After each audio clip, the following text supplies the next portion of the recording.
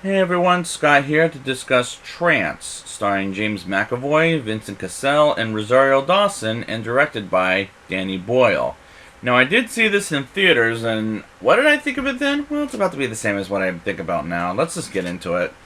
Simon, played by James McAvoy, is a seller at Delancey's at an auction for paintings. And they have one rule, and that is don't be a hero, which is true to any job and robbery, and he disobeys that rule, and Frank, played by Vincent Cassell, tries to steal a painting, but Simon grabs a taser to tase Frank, and he gets up and punches Simon to the point it erases his memory. And that is an opener grabs me to the point I'm hooked into this movie. We see Simon, not Frank, has the painting, and he doesn't know where it is off the top of his head, because that part of his memory is gone, and his car and house gets broken in by Frank and his men to find that painting. And Frank and his henchmen torture Simon, and as the audience finds out, he works for Frank, and that twist got me in. It's brilliant. Simon goes to a psychiatrist named Dr. Elizabeth Lamb, played by Rosario Dawson, and gets hypnotized, as she sees a microphone, and she knows right away there's something wrong with Simon. And what I like about Rosario Dawson's character is she's smart and she knows who he really is, and I'll get there at the end.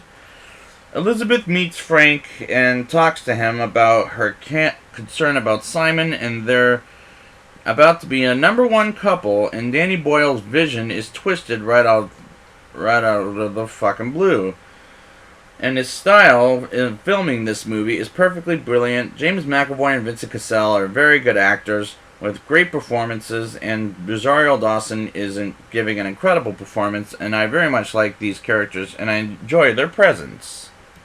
While Elizabeth and Frank try to refresh Simon's memory of where he put the painting at, Elizabeth and Frank sleep together for one scene, and she wakes up and swims a lap or two, and she leaves for the workday, and next thing you know, the nighttime as she comes home, Simon has sexual intercourse with Elizabeth. And my biggest problem with isn't the psychiatrist not supposed to date their patients?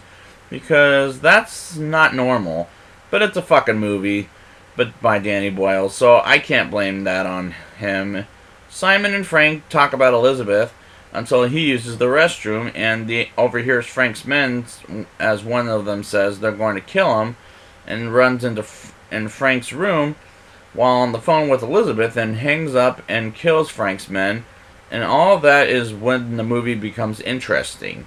Simon gets rampage with Frank and shoots all of his henchmen, and holds both Elizabeth and Frank hostage, and takes them to a warehouse where Simon remembers everything about his past and realizes he's an abusive boyfriend to Elizabeth, which was the biggest twist I've ever seen in my fucking life.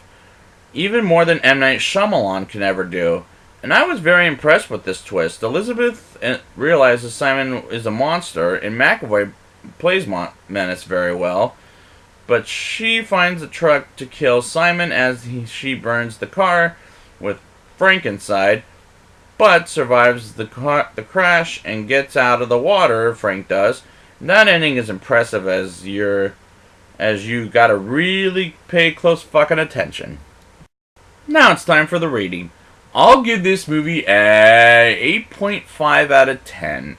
It's really a well-made movie, and with the twist you've got to watch carefully, and the actors' performances are really good. And James McAvoy pulls Menace off very well, and he's such a good actor. And same goes for Vincent Cassell, and Rosario Dawson who was very incredible in this movie. Great movie, and great job, Danny Boyle. Let's hear it from him.